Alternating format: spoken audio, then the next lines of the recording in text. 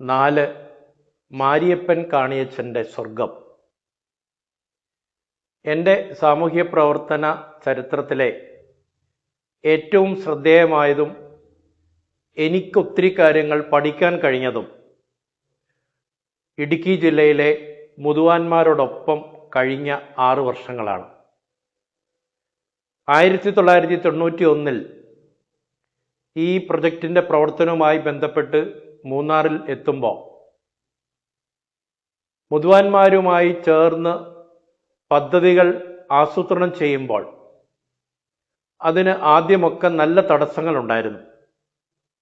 മുതുവാന്മാർ അത്ര പിടി തന്നിരുന്നില്ല. എന്നാൽ പിന്നീട് മുതുവാന്മാർ താമസിച്ചിരുന്ന ടാങ്കൂടി എന്ന പേരിലുള്ള ഒരു കോളനിയുടെ അടുത്താണ് ഞാൻ താമസിക്കാൻ ആരംഭിച്ചത്. അവിടെ താമസിക്കുമ്പോൾ മുതുവാന്മാരെ കുറെ കൂടെ ആഴത്തിൽ മനസ്സിലാക്കാൻ എനിക്ക് കഴിഞ്ഞു. എല്ലാ ദിവസവും തണുപ്പുണ്ടെങ്കിലും അതിരാവിലെ എഴുന്നേൽക്കുന്നവർ, രാവിലെ കുളിച്ച് കടും ചായ കുടിച്ച് 7 മണിക്ക് പ്രഭാത ഭക്ഷണം കഴിക്കുന്നവർ. അവരുടെ പ്രഭാത ഭക്ഷണം റാഗിയായിരുന്നു, പഞ്ഞപ്പുല്ല്.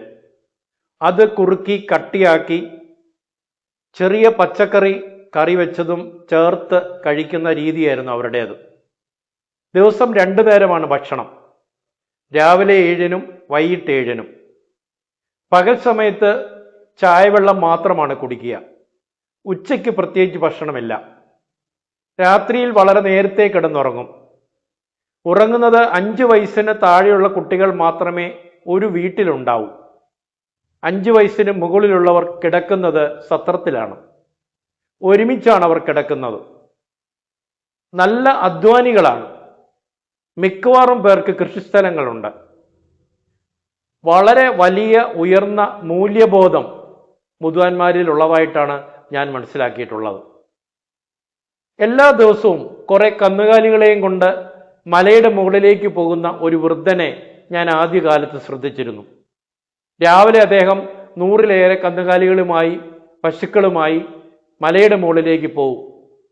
അവിടെ പശുക്കളെ തീറ്റി അദ്ദേഹം ഇടയ്ക്ക് ചായവെള്ളമൊക്കെ കുടിച്ച് വൈകുന്നേരം പശുക്കളെയും കൊണ്ട് മടങ്ങി വരും. ഞാൻ ഒരു ദിവസം ഈ വൃദ്ധൻ്റെ കൂടെ ചേർന്നു. വൃദ്ധനെ പരിചയപ്പെട്ടു. ഞാൻ എത്തിയ ആദ്യകാലങ്ങളാണ്. അദ്ദേഹം എന്നോട് പറഞ്ഞു, എൻ്റെ പേര് മാരിയപ്പൻ, ഞാൻ ഈ കുടിയുടെ കാണിയാണ്. കാണി എന്നാൽ ഒരു കുടിക്കൊരു ലീഡറുണ്ട്. സത്യത്തിൽ ഒരു ചെറിയ രാജാവാണ്. ഈ കാണി പറയുന്നത് പോലെയാണ് കുടിയിലെ കാര്യങ്ങളൊക്കെ നടക്കുക. ഒരർത്ഥത്തിൽ അവിടുത്തെ വഴക്കും വക്കാണും ഒക്കെ തീർക്കുന്നത് ഈ കാണിയാണ്. അദ്ദേഹം എല്ലാ ദിവസവും രാവിലെ കുറെ പശുക്കളെയുമായി മലയുടെ മുകളിലേക്ക് പോകും. തിരിച്ച് വൈകുന്നേരം പശുക്കളെയുമായി മടങ്ങി വരും. പശുക്കളെ പരിപാലിക്കുന്നതായിരുന്നു അദ്ദേഹത്തിൻ്റെ ജോലി. ഞാൻ ഒരു ദിവസം ഈ ഇദ്ദേഹത്തിൻ്റെ കൂടെ ചേർന്നു. രാവിലെ പശുക്കളുടെ കൂടെ ഞാനും കൂടെ ചേർന്നു. മലയുടെ മുകളിൽ പോയി ഞങ്ങൾ കുറേ നേരം വർത്തമാനം പറഞ്ഞിരുന്നു. വിശദമായി അദ്ദേഹത്തെ പരിചയപ്പെട്ടു. ഞാൻ അദ്ദേഹത്തോട് ചോദിച്ചു, ഈ പശുക്കളെല്ലാം സ്വന്തമാണോ? ഈ കാണിയച്ചൻ എന്നോട് പറഞ്ഞു, പശുക്കളെല്ലാം കുടിയുടേതാണ്. അപ്പം ഞാൻ ചോദിച്ചു, ഇത് കാണിയച്ചൻ്റെ അല്ലേ? എൻ്റെയാണ്, കുടിയിലുള്ള ഓരോരുത്തരുടേതുമാണ്. അപ്പോഴാണ് എന്നെ ഞെട്ടിച്ച ആ കാര്യം ഞാൻ മനസ്സിലാക്കുന്നത്. ഈ പശുക്കൾ ഓരോ വീട്ടുകാരുടേതുമാണ്. ഓരോ വീട്ടുകാരുടെയും പശുക്കളെ പരിപാലിക്കുന്ന ഒരു പരിപാലകനായി ഒരു കോളനിയുടെ രാജാവ് ജീവിക്കുന്നു. എനിക്ക് അത്ഭുതം തോന്നി. ഞാൻ അദ്ദേഹവുമായി കൂടുതൽ അടുത്തു. ഞാൻ ചോദിച്ചു, ഇതിനൊക്കെ കൂലി കിട്ടുമോ? ഓരോ വീട്ടുകാരും കാണിയച്ചന് പണം തരുമോ? അപ്പോൾ എന്നോട് അദ്ദേഹം പറഞ്ഞു, ഈ പശുക്കൾ എനിക്ക് മക്കളെ പോലെയാണ്. മക്കളെ പരിപാലിക്കുന്നതിന് നിങ്ങൾ പൈസ വാങ്ങാറുണ്ടോ? എന്നിലേക്ക് ഈ ചോദ്യം ഇരച്ചു കയറി. വീണ്ടും ഞാൻ ഒരു ചോദ്യം ഉന്നയിച്ചു, ഈ പശുക്കളിലേക്ക് പാലെന്താ ചെയ്യുക? പാൽ സൊസൈറ്റിയിൽ കൊടുക്കുകയാണോ? അപ്പോൾ എന്നെ ഈ കാണിയച്ചൻ വാവ എന്ന് വിളിച്ചുകൊണ്ട് പറഞ്ഞു, വാവ നാളെ വീട്ടിലേക്ക് വാ, കാണിക്കാം. ഞാൻ പിറ്റേ ദിവസം അതിരാവിലെ ഈ കാണിയച്ചൻ്റെ വീട്ടിലെത്തി. ഒരു വലിയ കാഴ്ച. ഏതാണ്ട് 40ഓളം കുട്ടികൾ ഈ കാണിയച്ചൻ്റെ വീടിന് ചുറ്റുമുണ്ട്. ഒരു വലിയ പാത്രത്തിൽ പാൽ തിളപ്പിച്ചു കിടക്കുന്നു. ഈ വലിയ പാത്രത്തിൽ നിന്നും ഒരമ്മ പാല് ഗ്ലാസ്സുകളിൽ ഊറ്റി കുട്ടികൾക്ക് കൊടുക്കുകയാണ്. കുട്ടികൾ പാല് കുടിക്കുന്നു. കുട്ടികൾ പാല് കുടിക്കുന്നത് കണ്ട് കാണിയച്ചൻ്റെ ഭാര്യ, സത്യത്തിൽ കുടിയുടെ അമ്മ, വാതിലിൻ്റെ മുന്നിൽ മുഖത്ത് 100% സംതൃപ്തിയോടെ ചിരിച്ചുകൊണ്ട് നിൽക്കുന്നു. എനിക്കൊരിക്കലും മറക്കാനാവാത്ത ഒരു ഇമേജാണത്. ഈ കുഞ്ഞുങ്ങൾ പണം കൊടുത്ത് പാല് വാങ്ങി കുടിച്ചിട്ട് പോവുകയല്ല. ഈ പശുക്കളെ കറന്ന പാൽ ഈ അമ്മ വളരെ ഫ്രീ ആയി കുഞ്ഞുങ്ങൾക്ക്, ആ കോളനിയിലെ കുടിയിലെ കുഞ്ഞുങ്ങൾക്ക് ഈ പാല് ദിവസവും കാച്ചി കൊടുക്കുകയാണ്. ഇതല്ലേ സത്യത്തിൽ സ്വർഗം? മുതുവാന്മാരെ മാറ്റിമറിക്കാൻ ചെന്ന എൻ്റെ ജീവിതത്തെ ട്രാൻസ്ഫോം ചെയ്തത് ഈ സംഭവമാണ്. ഞാൻ മാറി. മൂല്യ സങ്കല്പത്തെക്കുറിച്ചുള്ള പുതിയ ചിന്തകൾ എന്നിലേക്ക് കൊണ്ടുവന്നു. മാരിയപ്പൻ കാണിയച്ചൻ തീർച്ചയായിട്ടും ഇവിടെ ഈ കോളനിയിലൂടെ ഒരു സ്വർഗസങ്കല്പം നമ്മുടെ മുന്നിലേക്ക് കൊണ്ടുവരികയാണ്. ഞാൻ മനസ്സിലാക്കിയ സാമൂഹ്യശാസ്ത്രത്തിനൊക്കെ അപ്പുറത്തായിരുന്നു മുതുവാന്മാരുടെ സാമൂഹ്യ ജീവിതം. പക്ഷേ വിദ്യാഭ്യാസ കാര്യത്തിൽ അവർ പിന്നിലാണ്. ഒരുപക്ഷെ പിന്നിൽ നിൽക്കുന്ന ചില ഘടകങ്ങളെ മുന്നോട്ട് കൊണ്ടുവന്നാൽ അവരുടെ സാമൂഹ്യ ജീവിതം, കുടുംബജീവിതം കുറെ കൂടെ ശക്തിപ്പെടുമെന്ന് എനിക്ക് തോന്നി. മുതുവന്മാരുടെ മാത്രമായ ഒരു സംഘടനയെക്കുറിച്ചുള്ളൊരു ചിന്ത എൻ്റെ മനസ്സിൽ വന്നു. ഞാനിത് മുതിർന്ന ആളുകളോട് ഷെയർ ചെയ്തു.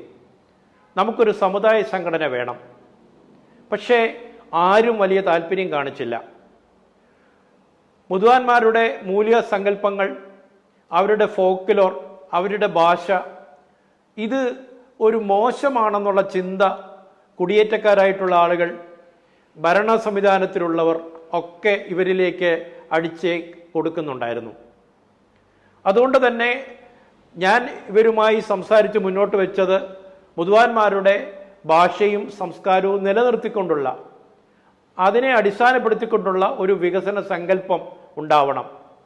വിദ്യാഭ്യാസം ഈസിക്കൽ ടു വികസനം എന്നൊരു ചിന്ത ഇവരിലേക്ക് കൊടുക്കാനായിട്ട് ഞാൻ ശ്രമിച്ചു. ഒരു സമുദായ സംഘടന മുതുവാന്മാർക്ക് മാത്രമായി ഉണ്ടാവണം. ഇടുക്കിയിലും കേരളത്തിൻ്റെ ചില ജില്ലകളിലുമായി 100ഓളം കോളനികളിൽ ഇവർ വസിക്കുന്നുണ്ട്. വളരെ ഉയർന്ന മൂല്യബോധമുള്ളവരാണ്, നല്ല സംസ്കാരമുള്ളവരാണ്, നല്ല അധ്വാനികളാണ്. 100ലേറെ കോളനികളിലായി 30,000-ന് മുകളിൽ ഒരുപക്ഷെ ജനസംഖ്യ ഉണ്ടാവും.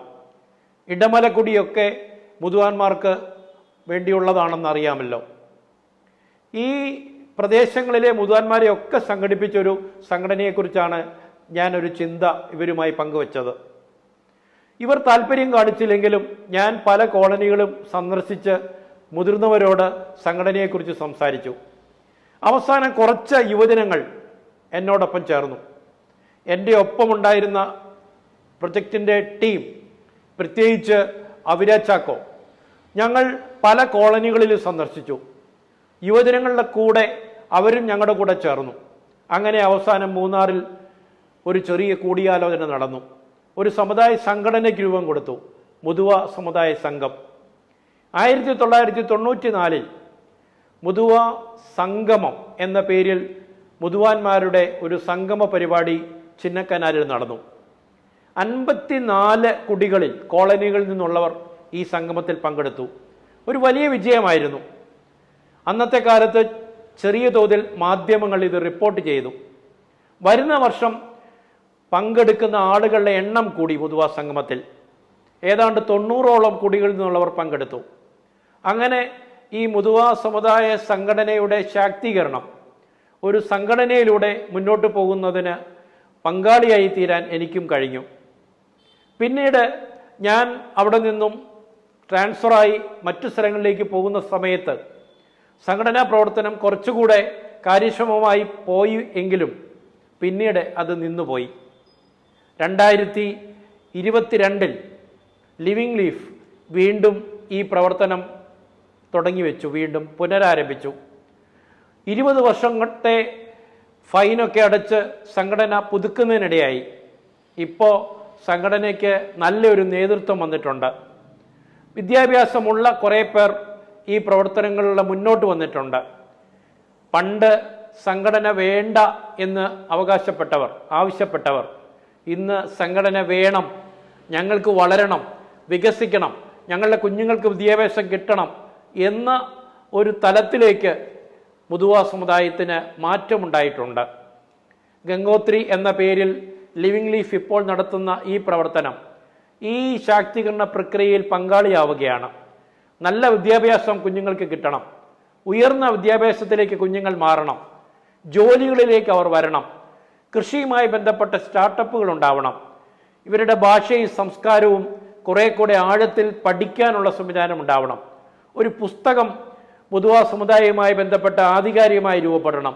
ഇതൊക്കെയാണ് ലിവിംഗ് ലീഫ് ഇപ്പോൾ മുതുവ സമുദായ സംഘടനയുമായി ചേർന്ന് നിന്നുകൊണ്ട് പ്രവർത്തിക്കാൻ ശ്രമിക്കുന്നത്. മുതുവാന്മാർക്കും ഒരു പുതിയ യുഗം രൂപപ്പെടേണ്ടേ. നന്ദി, സ്നേഹം.